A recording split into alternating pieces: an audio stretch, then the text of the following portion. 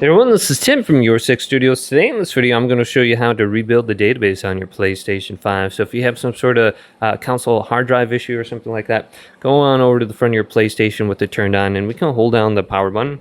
And this is going to force turn off our PlayStation. So we can just hold this button down right here, and after about 2 seconds, it will turn off.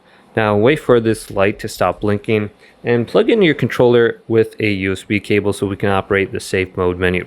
So once this light stops blinking, we can simply just hold down the button again. So wait for it to stop blinking right here, and then we can hold it down. And I heard one beep initially, and I'm going to hear another beep. So when you hear that second beep, you can let go. And once your controller is plugged in, you can press the PlayStation button right here to operate the safe mode menu.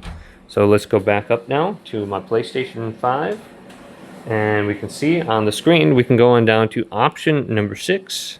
This is rebuild database. So we can select this right here. So if we have any kind of corrupted data, this should fix this. And we should probably do this once a year, if not more, just to fix any kind of issue that we've been having. So it's going to restart my PlayStation 5. And it's going to bring me to a screen that gives me an estimated amount of time of how long this is going to take. So it's starting up right now. And then it's going to say maybe like 5 to 10 minutes. On the last screen, the previous screen, it said it was going to take a few hours. My experience only takes, a few minutes here and there. And then it's going to restart to your PlayStation 5 home screen, and you should be good to go. So hopefully this video did indeed help you out. Did leave a big thumbs up. And subscribe to my channel down below for more technical videos coming up next on Your Six Studios.